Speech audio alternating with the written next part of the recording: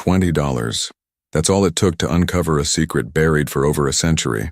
A secret that would transform Jake Morrison from a broken-down cowboy into the richest man in 3 counties. But money, as Jake would soon discover, comes with a price that some souls aren't prepared to pay. The morning sun cast long shadows across the barren landscape of the Morrison ranch, illuminating nothing but cracked earth and withered dreams. Jake Morrison stood on his collapsing porch, his weathered hands gripping a foreclosure notice that felt heavier than any saddle he'd ever carried. 63 years old, with more dust in his lungs than hope in his heart, Jake had spent his entire life working land that seemed determined to defeat him. The ranch that had been in his family for 4 generations was dying. The wells had run dry 3 summers ago. The cattle had been sold off one by one to pay mounting debts, and now even the vultures seemed to have given up circling overhead. All that remained was Jake, his 19-year-old daughter Emma, and 47 acres of stubborn Texas soil that refused to yield anything but heartache. Emma emerged from the house, her auburn hair catching the morning light like spun copper. She was supposed to start college next month, had even received a partial scholarship, but the acceptance letter now served as a bookmark in her father's worn Bible, a reminder of dreams deferred by harsh reality. "Dad, Mr. Henderson's here," she said softly, nodding toward the black SUV kicking up dust clouds as it approached down their dirt road. Charles Henderson, the banker who held their fate in his manicured hands, the man who'd been circling their property like a well-dressed hawk, waiting for the inevitable moment when the Morrisons would have no choice but to sell to his development company for a fraction of what the land was worth. Jake watched the SUV pull up, its pristine exterior a stark contrast to the rust and decay that seemed to define everything else on the Morrison property. Henderson stepped out, his city shoes immediately gathering dust, his expression a careful mask of manufactured sympathy. "Jake, Emma," Henderson nodded, his voice carrying the tone of a man who delivered bad news so many times it had become routine. "I trust you've had time to consider our offer."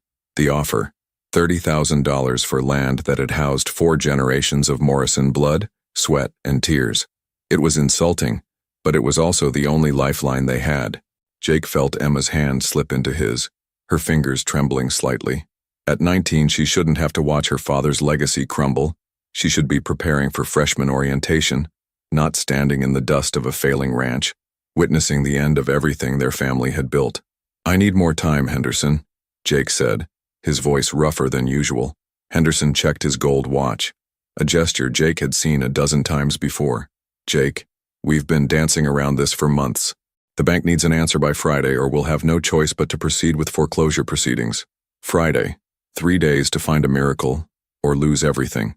As Henderson drove away, leaving behind only dust and the echo of an ultimatum, Jake felt the weight of failure settling on his shoulders like a yoke he'd carried too long. He'd survived droughts, market crashes, and the death of his beloved wife Sarah 5 years ago. But this felt different. This felt like the end. Emma squeezed his hand tighter. "We'll figure something out, Dad. We always do." But as Jake looked across the barren landscape that had been his whole world, he couldn't shake the feeling that some problems were too big for hope and too deep for prayer. The Morrison name had weathered many storms on this land, but every storm eventually passes, and when the clouds clear, sometimes all you find is devastation. What Jake didn't know, couldn't possibly know, was that in less than 24 hours a $20 bill and his daughter's curiosity would unlock a mystery that had been sleeping beneath their feet for over a century. A mystery that would prove that sometimes the greatest treasures are hidden in the places we least expect to find them. Sometimes the land gives back. Before we dive deeper into Jake's incredible story, I need you to do something. Hit that subscribe button and ring the notification bell, because the tale you're about to hear will challenge everything you think you know about luck, destiny, and the secrets that lie buried beneath our feet. Trust me, you won't want to miss how this unfolds. Jake Morrison wasn't born to be a failure, but life had a way of wearing down even the strongest men. The ranch he now struggled to keep had once been a thriving operation, back when his grandfather struck oil in the 1940s and made the Morrison name synonymous with prosperity in Millerville County. But oil wells dry up, markets crash, and dreams have a way of turning to dust when you're not watching closely enough. The decline hadn't been sudden. It never is with family legacies. It started small, with missed payments during a particularly harsh winter, then snowballed through a series of unfortunate events that seemed almost biblical in their persistence. First, the oil dried up just as Jake took over the ranch from his father. Then came the drought that lasted 3 years, killing off most of their cattle and leaving the pastures looking like a moonscape. Sarah's cancer treatment had drained their savings, and even after she lost that battle, the medical bills kept coming like ghosts demanding payment. Jake's days now followed a monotonous routine that spoke to his quiet desperation. He'd wake before dawn, not because there was much work to do, but because sleep had become elusive in recent months. The coffee was always too weak. They'd started buying the cheap stuff to save money, and the breakfast was usually whatever Emma could create from the dwindling supplies in their pantry. By 6 a.m., he'd be outside, checking on the 3 remaining horses they couldn't afford to feed properly, walking the fence lines of property he might lose by week's end, and pretending there was still purpose in the ritual of ranching when there was hardly any ranch left to run. His hands, once steady enough to rope a calf at full gallop, now trembled slightly when he thought no one was watching. A combination of age, stress, and the bone-deep exhaustion of a man who'd been fighting a losing battle for too long. Emma had become his anchor in ways that made him both proud and heartbroken. She'd deferred college twice now, working part-time at the diner in town to help with expenses, never complaining even though he could see the dreams flickering in her eyes like candles in the wind. She had her mother's intelligence and her grandfather's stubborn optimism, but Jake feared those qualities would be wasted on a ranch that seemed determined to drag down anyone foolish enough to love it. The girl deserved better than watching her father's dignity crumble one foreclosure notice at a time. She deserved freshman orientation and sorority meetings, and the kind of bright future that seemed to exist everywhere except on the Morrison Ranch. But Emma remained loyal with the fierce devotion that ran in their bloodline, even when loyalty felt more like a curse than a virtue. Their nearest neighbors, the Hendersons, no relation to the banker, had sold their land to developers 6 months ago and moved to a retirement community in Florida. The Washingtons, who'd run cattle on the adjacent property for 30 years, had declared bankruptcy and moved in with relatives in Dallas. One by one, the families that had defined this corner of Texas were disappearing, leaving behind empty houses and rusted mailboxes like headstones marking the death of a way of life. Jake often wondered if he was being stubborn or stupid, holding on to land that clearly didn't want to be held. Sarah used to say that the ranch was in their blood, that leaving would be like cutting out their hearts. But Sarah was gone now, and hearts didn't pay mortgages. Maybe Henderson was right. Maybe $30,000 and a fresh start somewhere else was better than watching everything crumble in slow motion. But every evening when the sun set over the western pasture and painted the sky in shades of orange and purple that no artist could replicate, Jake felt something stir in his chest. It wasn't hope exactly. Hope required more energy than he could muster these days. But it was a stubborn refusal to surrender that had been passed down through 4 generations of Morrison men who'd worked this land. His grandfather used to tell stories about the early days, when the ranch was nothing but raw prairie and impossible dreams, about the first oil strike that turned their modest cattle operation into something legendary, about the way the land seemed to reward those who loved it enough to endure its hardships. Jake had always assumed those stories were embellished by time and whiskey, the way old men's tales usually were. But lately, especially in the quiet hours before dawn when the world felt suspended between night and day, Jake found himself wondering if there might be more to his grandfather's stories than he'd given credit for. The old man had always insisted that the ranch held secrets, that the Morrison family had been chosen to be stewards of something special. Jake had dismissed such talk as the romantic nonsense of a man who'd lived too long and remembered too selectively. But now, facing the loss of everything, he found himself almost hoping that his grandfather's mystical view of the land might contain some grain of truth. 3 days until Henderson's deadline. 72 hours to find a miracle or watch 4 generations of Morrison history disappear into the portfolio of a development company that would probably turn their heritage into a strip mall. As Jake stood on his porch that evening watching Emma walk back from feeding the horses, he whispered a prayer to whatever forces might be listening.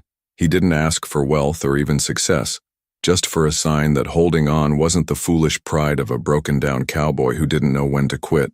Tomorrow would bring new challenges, new reminders of how close they were to losing everything. But tonight, with the Texas sky stretching endlessly overhead, Jake Morrison allowed himself to believe that sometimes the impossible becomes inevitable when you're brave enough to keep faith with the land that raised you. The sound started at 3:17 a.m., according to the old alarm clock on Jake's nightstand, a rhythmic tapping, like fingers drumming against glass, emanating from somewhere beneath the house. Jake lay still for several minutes, convincing himself it was just the old pipe settling or maybe a raccoon in the crawl space. But the pattern was too deliberate, too human. Tap, tap, tap. Pause. Tap, tap, tap. Emma appeared in his doorway, her silhouette backlit by the hallway light she'd apparently turned on to investigate the noise herself. "Dad, do you hear that?" Jake sat up, his joints protesting after another restless night. Probably just the old plumbing acting up again. But even as he said it, he knew it wasn't true. The tapping had a quality that made the hair on his arms stand up, a cadence that seemed almost like Morse code, though Jake had never learned to decipher such things. It continued for exactly 7 minutes, then stopped as abruptly as it had begun, leaving behind a silence that felt heavier than the sound itself. Neither of them slept well for the remainder of the night. The next morning brought no answers, only more questions. Jake spent an hour crawling around under the house with a flashlight, checking pipes and foundation stones, finding nothing that could explain the mysterious tapping.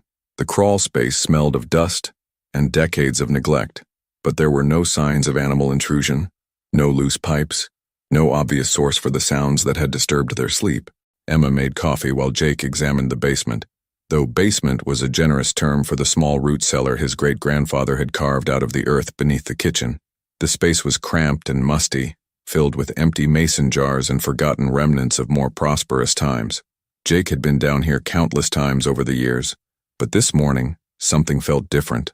The dirt floor, which had always been level and unremarkable, now showed signs of subtle disturbance. Not obvious digging, but rather small depressions and raised areas that suggested the earth beneath had somehow shifted during the night. Jake ran his hands over the packed soil, feeling variations in texture that definitely hadn't been there before. "Find anything?" Emma's voice drifted down from the kitchen above. "Maybe," Jake called back, though he wasn't sure what he'd found, only that something had changed. That afternoon, while Emma worked her shift at the diner, Jake found himself drawn back to the root cellar. The mysterious tapping had occurred 3 more times throughout the day, always the same pattern, always lasting exactly 7 minutes.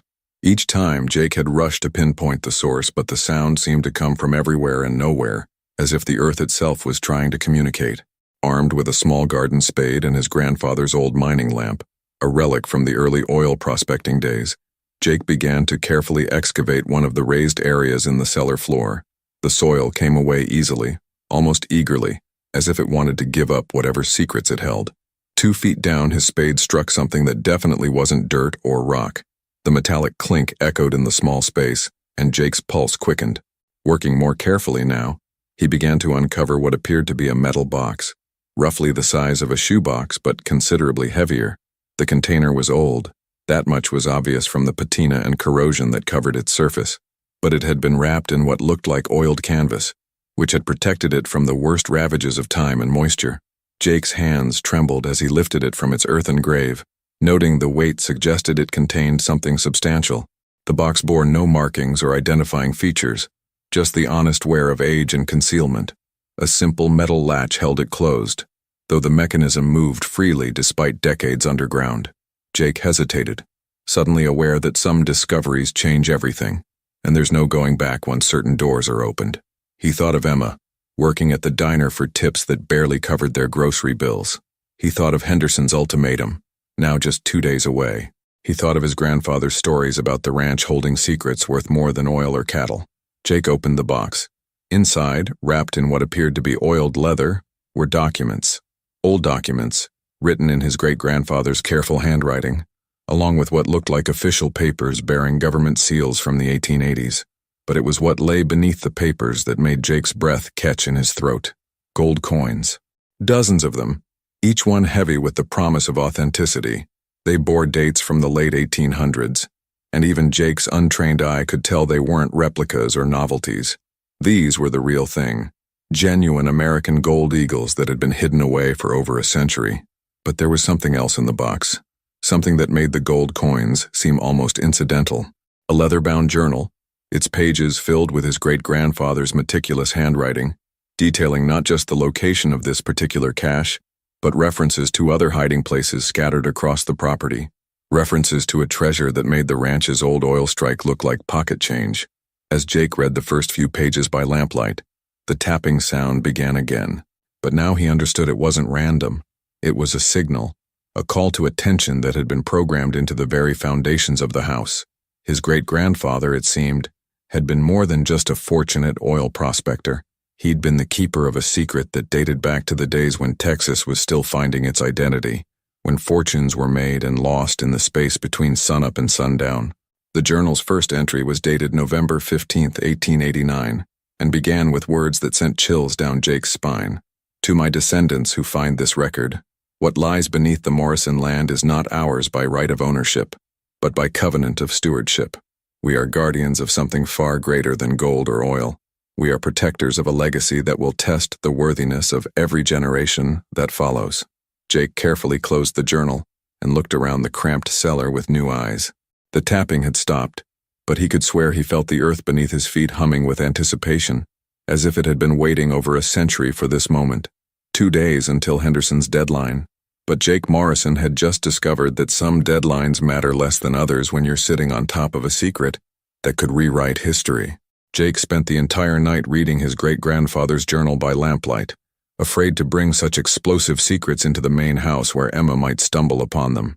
The leather-bound book contained detailed maps of the property, marked with cryptic symbols and coordinates that corresponded to locations Jake knew by heart, but had never seen with the eyes of a treasure hunter. According to the journal, his great-grandfather Josiah Morrison hadn't simply been lucky with oil. He'd been entrusted with something far more valuable. The entries spoke of a wagon train that had passed through their land in 1887, carrying a fortune in gold and silver that had been redistributed from those who stole it to those who would protect it. Josiah had apparently been chosen as a guardian, tasked with keeping the treasure safe until the time of great need arrived. The journal contained meticulous records of hiding places scattered across the 47 acres, each marked with natural landmarks that had endured for over a century. The old oak tree by the eastern fence, the rock formation near what was now the barn, the dried creek bed that meandered through the southern pasture. According to Josiah's careful documentation, each location held caches of varying sizes, all part of a larger fortune that had been systematically hidden across the Morrison land. But the journal also contained warnings.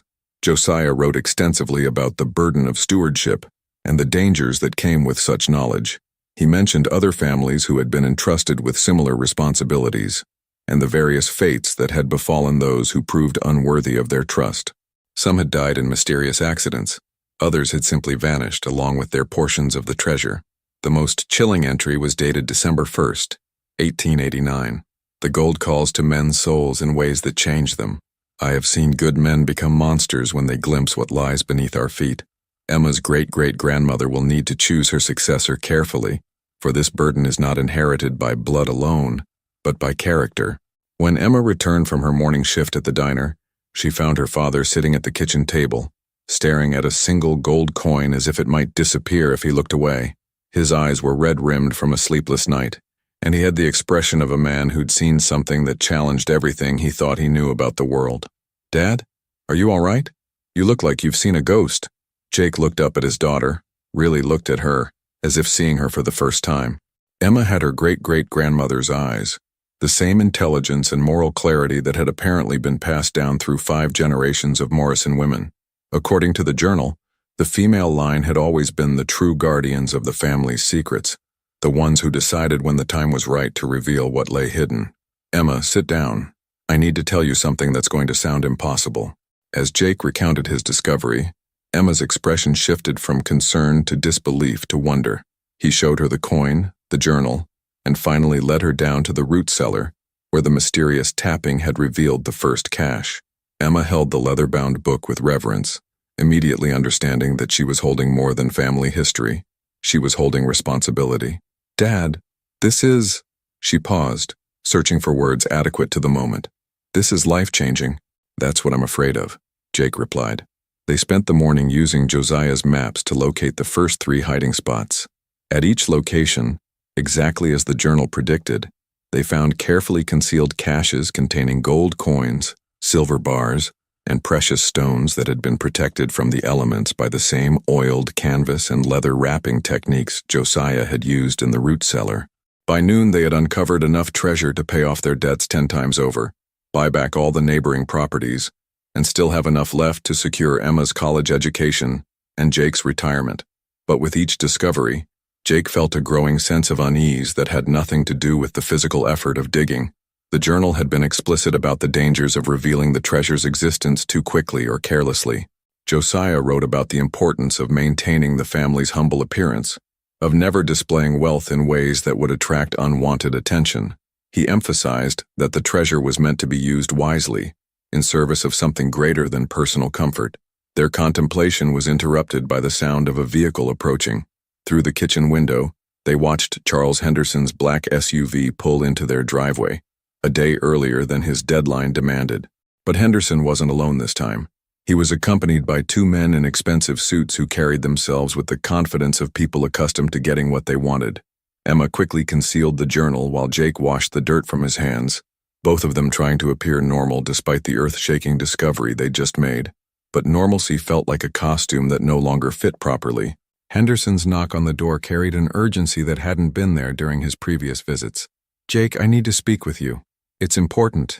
When Jake opened the door, Henderson's usual veneer of polite professionalism had been replaced by something harder, more desperate. "Jake, I'm going to be direct with you. My associates here represent some very powerful interests, and they've made me an offer I can't refuse. We need your land, and we need it immediately." One of Henderson's companions stepped forward, a thin man with cold eyes who introduced himself simply as Mr. Smith. His voice carried the flat authority of someone accustomed to compliance. "Mr. Morrison, we're prepared to triple our previous offer. $100,000 cash for immediate transfer of the property. No negotiations, no delays." Jake felt Emma's hand slip into his, her fingers conveying a message that needed no words. They had discovered something worth infinitely more than any offer these men could make, but they also sensed that their visitors suspected more than they were revealing. "Why the sudden urgency?" Jake asked, though he was beginning to suspect the answer. Mr. Smith's smile held no warmth.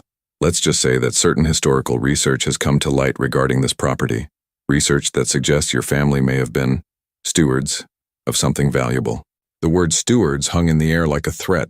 Somehow, impossibly, these men knew about the treasure, and if they were willing to triple their offer without negotiation, it meant they understood exactly how much the Morrison land was truly worth.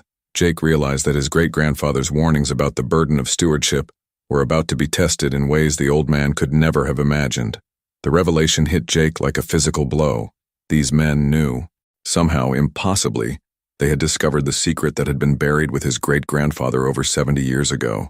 The question was how much they knew, and what they were willing to do to obtain what lay beneath Morrison's soil. "I think you gentlemen should leave," Jake said, but his voice carried none of the authority he'd intended. Fear had a way of stealing strength from even the most determined men. Mr. Smith's cold smile widened. "Mr. Morrison, I don't think you understand the gravity of your situation. We're not simply land developers interested in your property for its surface value. We represent interests that have been tracking the Morrison treasure for decades." Emma stepped closer to her father, and Jake could feel her trembling. The journal she'd hidden was still in the kitchen, but these men's knowledge suggested they had access to information that went far beyond what Josiah had recorded.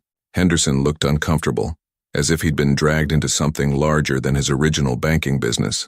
"Jake, these men have documentation, government records from the 1880s. They know about the wagon train, about what your great-grandfather was entrusted to protect." The second man, who had remained silent until now, opened a leather briefcase and withdrew a manila folder thick with aged documents. "Mr. Morrison, your ancestor was one of 7 families chosen to safeguard a treasure that was, shall we say, liberated from certain corrupt officials during the territorial period. The gold and silver your great-grandfather hid was never legally his to keep." "That's impossible," Emma said, finding her voice. "Our family has owned this land for over a century." "Owned the land, yes," Mr. Smith replied, "but not what lies beneath it. The treasure belongs to the federal government, and we're here to reclaim it." Jake's mind raced. If these men were government agents, why the secrecy? Why the offers to buy, rather than simply seizing the property through eminent domain? Something about their story didn't align with their methods. "I'd like to see some identification," Jake said, surprised by the steadiness of his own voice. The two men exchanged glances, and in that moment of hesitation, Jake caught a glimpse of something that changed everything. Mr. Smith's jacket had fallen open slightly, revealing not a government badge, but the edge of a tattoo, a symbol that Jake recognized from his grandfather's old stories about the oil fields. His grandfather had warned him about treasure hunters, men who spent their lives chasing rumors and legends, willing to do anything to claim fortunes that didn't belong to them. These weren't federal agents. They were modern-day pirates who had somehow gained access to historical records and were using official-sounding language to legitimize their theft. "Emma, go inside and call Sheriff Martinez," Jake said quietly. "I wouldn't do that if I were you," the second man said, his hand moving to his jacket in a gesture that suggested he wasn't carrying government credentials. But Emma was already moving, her youth and agility carrying her toward the house before the men could react. Jake stepped between them and the door, knowing that whatever happened next would determine not just their family's fate, but their survival. "The thing is," Jake said, stalling for time, "I've been reading my great-grandfather's journal, and it tells a very different story than the one you're selling." Mr. Smith's expression hardened. "Give us the journal, Morrison, and we might let you and your daughter walk away with enough to start over somewhere else." "Can't do that," Jake replied. "See, according to what I've read, the treasure wasn't stolen from corrupt officials. It was taken from men exactly like you, raiders and thieves who had been preying on honest settlers.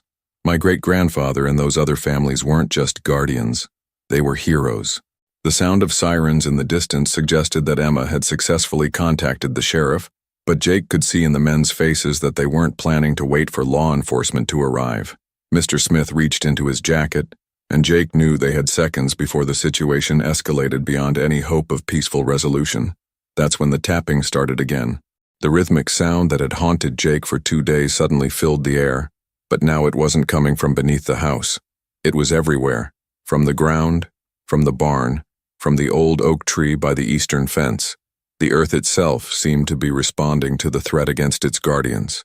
The two men looked around in confusion as the tapping grew louder, more insistent. Then, impossibly, the ground beneath their feet began to vibrate. Not an earthquake, but something more focused, more intentional. Henderson backed toward his SUV, his face pale. "What the hell is happening?" Jake felt a strange calm descending over him as he finally understood what his great-grandfather had tried to convey in the journal's most cryptic passages. The treasure wasn't just hidden on Morrison land. It was protected by forces that defied easy explanation. The earth itself had become a guardian, responding to threats against those who had proven themselves worthy stewards. Mr. Smith pulled out what was definitely not a government badge, but before he could use it, the ground beneath his feet gave way. Not a sinkhole, but a controlled subsidence that dropped him waist-deep into earth that had been solid moments before. His companion met the same fate, both men trapped as effectively as if they'd been caught in concrete.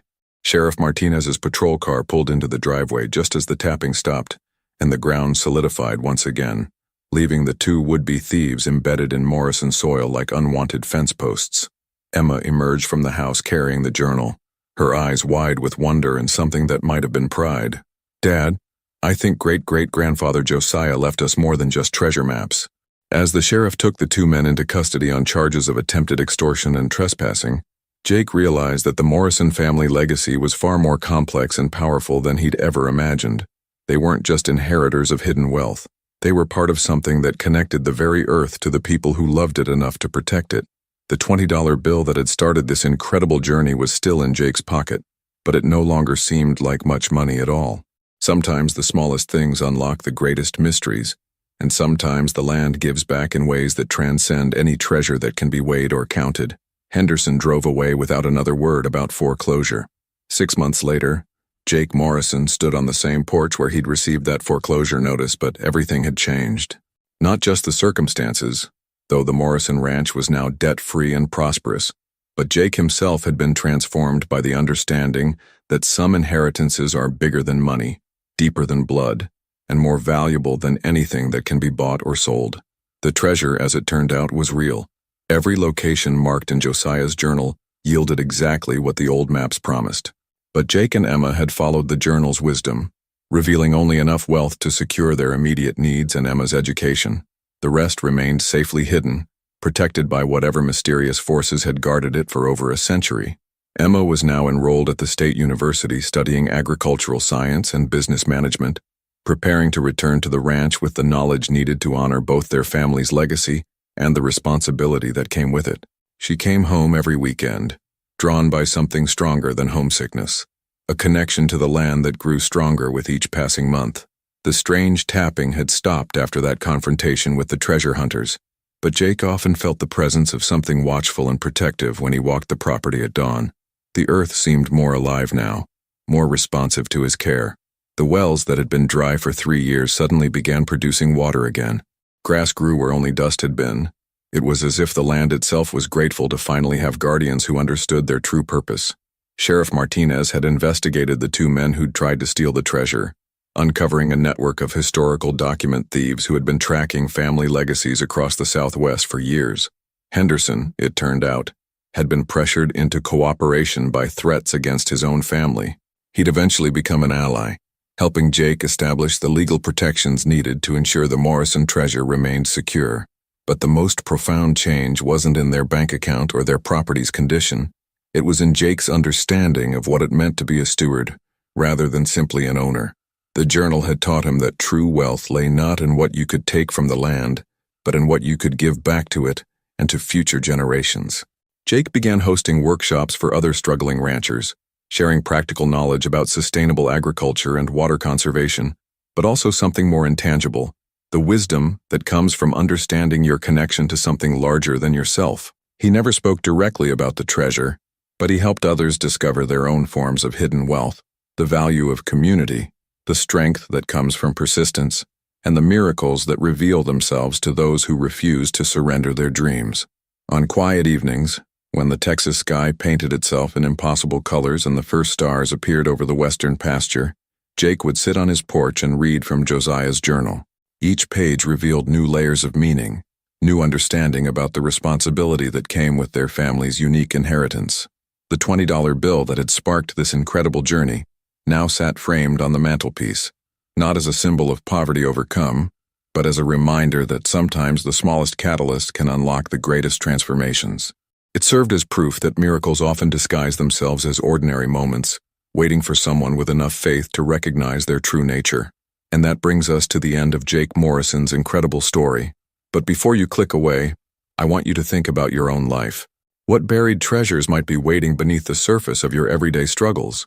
What family legacies have you overlooked because they didn't come wrapped in obvious wealth? Sometimes the greatest fortunes are hidden in the places we least expect to find them, in the land beneath our feet, in the stories our elders thought no one was listening to, in the small acts of faith we perform when everything seems lost.